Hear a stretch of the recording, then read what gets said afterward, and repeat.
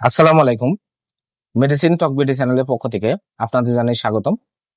আজকে আমি যে মেডিসিনটি নিয়ে আপনাদের সামনে হাজির হয়েছি, খুবই জনপ্রিয় একটি কোম্পানির ঔষধ।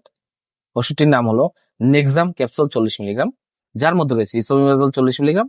বাংলাদেশের স্বনামধন্য কোম্পানি স্কয়ার ফার্মাসিউটিক্যালস এর একটি ঔষধ হচ্ছে এই নেক্সাম ক্যাপসুল 40 মিলিগ্রাম। এটি একটি গ্যাস্ট্রিকের ঔষধ। আজকে আমরা ভিডিওতে নেক্সাম ক্যাপসুল 40 মিলিগ্রাম সম্পর্কে বিস্তারিত আলোচনা করব।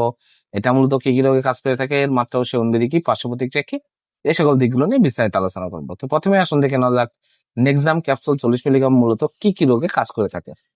এটি প্রাপ্তবয়স্ক যাদের বয়স 12 বছরের ঊর্ধ্বে তাদের জন্য গ্যাস্ট্রিক, আলসার, বুক জ্বালা পোড়া রোগ, বদহজম রোগ, খাবারের অরুচি রোগ, পেটে গ্যাস্ট্রিকের ব্যথা রোগ, কোষ্ঠকাঠিন্য যাদের পায়খানা হয় না, কোষ্ঠকাঠিন্য সমস্যা রয়েছে তাদের জন্য খুবই উপকারী এবং খুবই কার্যকারী একটি মেডিসিন হচ্ছে নেক্সাম 40 মিলিগ্রাম ক্যাপসুল। এছাড়া এটি গ্যাস্ট্রো ইসোফেগাল রিফ্লাক্স ডিজিজ, ইউসিপ, ইসোফ্যাগাইটিস রোগসমূহ নির্মূলে, ডিওডেনাল অথবা গ্যাস্ট্রিক আলসারের জন্য, জোলিঞ্জার অ্যালিসন সিন্ড্রোমের চিকিৎসার জন্য খুবই কার্যকারী একটি মেডিসিন হচ্ছে নেক্সাম 40 মিলিগ্রাম ক্যাপসুল।